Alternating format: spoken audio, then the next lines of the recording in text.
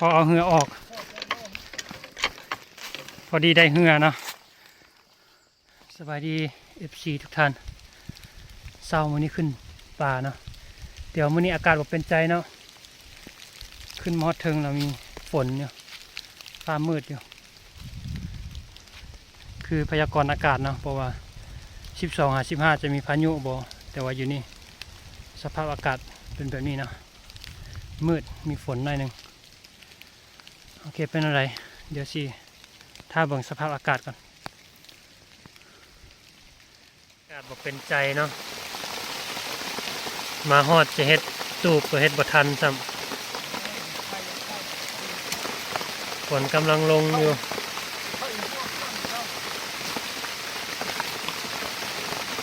ฝนกำลังลงอยู่สิเศร้ามื้อใดบ่ฮู้เนาะเฮ็ดตูบก็เฮ็ดบ่ทันตัดใบไม้ป่าวันนี้เฮ็ดบ่ทันเชื่อ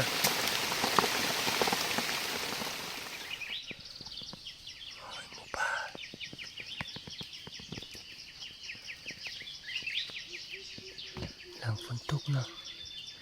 อันนี้เป็นหอยตีนเขาลงมาทาตัวฟานเนาะทาตัวฟานต้นไม้นี่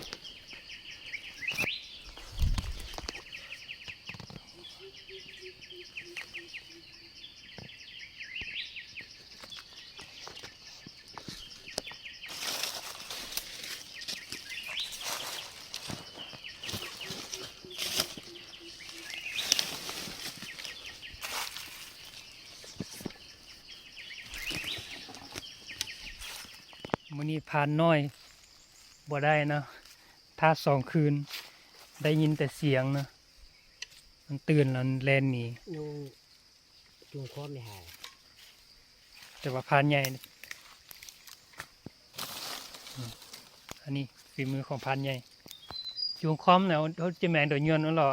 ดอม2 โมงแต่ยังเมียนที่เงินได้มันจะย้ำปูงฮะที่บ้านบนเทื่องละเอามาตอนเช้าทางเบียร์เป้ากลางคืนนั่น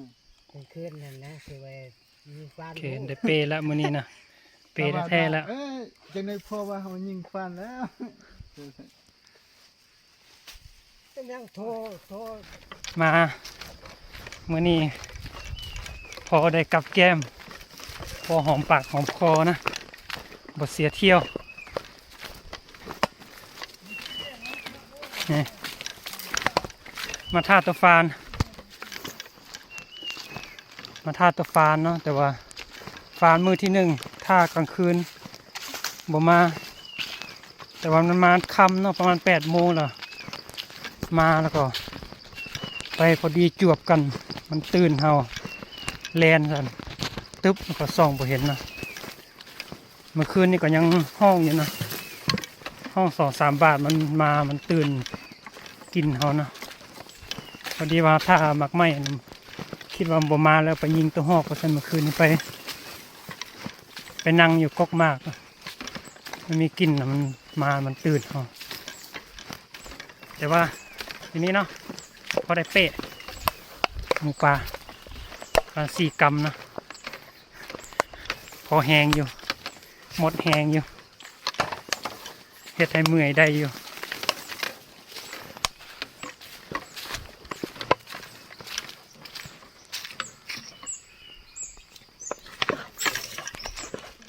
พอเอาเหือออก